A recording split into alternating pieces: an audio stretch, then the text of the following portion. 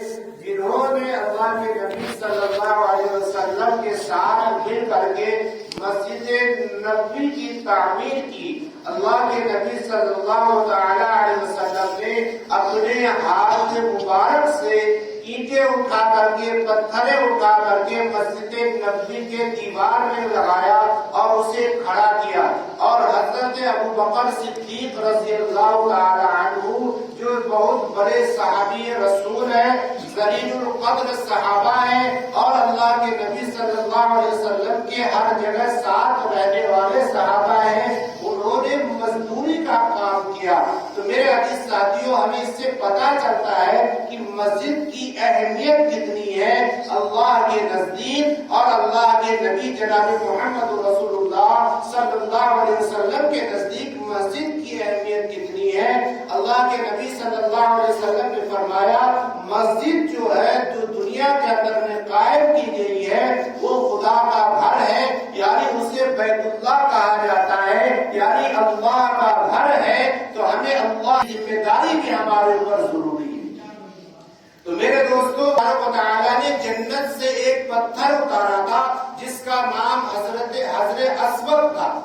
اس پتھر کا نام حجر اسود تھا۔ کہا کہ جب اللہ تبارک و تعالیٰ نے اس پتھر کو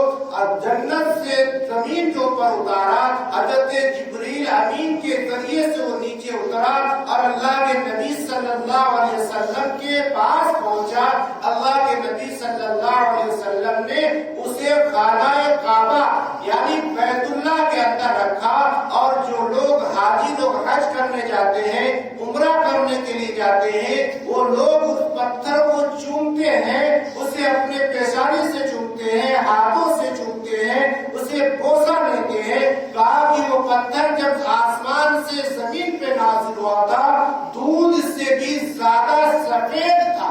اور اس پتھر کا رنگ ابھی کالا ہو گیا۔ کہا کہ انسانوں کی گناہوں کی وجہ سے، انسانوں کی خطاؤں کی وجہ سے، امت محمدیہ کی ظلم کی وجہ سے وہ پتھر کا رنگ کالا پڑ گیا۔ تو میرے دوستو، انسان کے دل میں اللہ تبارک و تعالیٰ نے ایک جگہ رکھا ہے جسے دل کہا جاتا ہے۔ اس دل کے اندر میں کچھ بھی نہیں ہے، بلکہ ایک گوشت کا ٹکڑا ہے، ایک ٹکڑا ہے، اسے دل کہتا ہے۔ جب وہ انسان کے دل میں وہ دھڑکتا ہے تو انسان حرکت کرتا ہے۔ اس دل کو جس چیز کے اوپر آمادہ ہوتا ہے، انسان اسی چیز کو کرنے پہ مجبور ہو جاتا ہے، ایک چھوٹا سا دل کی وجہ سے۔ تو میرے دوستو، اللہ تبارک و تعالیٰ نے قرآن مقدس کے اندر فرمایا، کلا بل ران علی قلوبہم، کہ جب انسان کوئی گناہ کرتا ہے، کوئی خطا کرتا ہے، اگر اس کے اوپر وہ غلطی نہیں مانتا،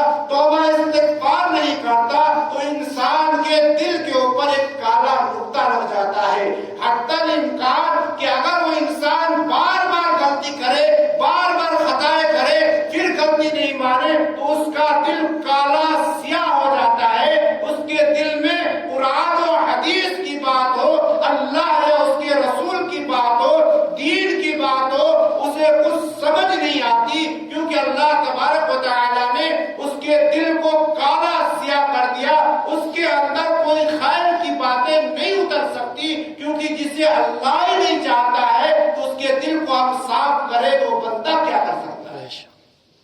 تو میرے عزیز ساتھیوں، ہمیں چاہیے کہ اپنی دل کی صفائی کرنی چاہیے۔ حضرت مولانا عثمان صاحب رحمانی جو شاہی امام پنجاب ہے لدھیانہ کے، انہوں نے اپنے جلسے میں ایک بار کہا، بہت بڑا جلسہ، تو انہوں نے کہا اس بات کو کہ آج کل لوگوں کو اور عوام کو ایسی ضرورت ہے کہ انسان کے پیروں میں 20-20 ہزار کی جوتیاں ہیں، لیکن اماموں کی کوئی اہمیت نہیں ہے۔ تو میرے دوستو، انہوں نے سچ کہا اور حق کہا، کیونکہ آج کل کے لوگ جو ہے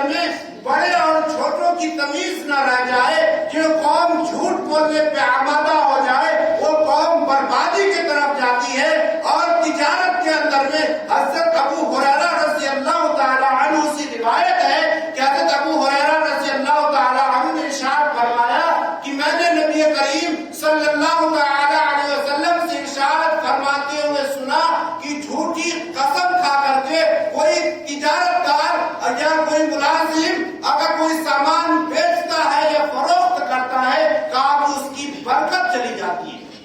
اس کے اندر سے برکت ختم ہو جاتی ہے. تو میرے عزیز دوستو، ہمیں تجارت بھی کرنا ہے، ہمیں ملازمت بھی کرنا ہے، لیکن نبی کریم صلی اللہ تعالی علیہ وسلم کے بتائے ہوئے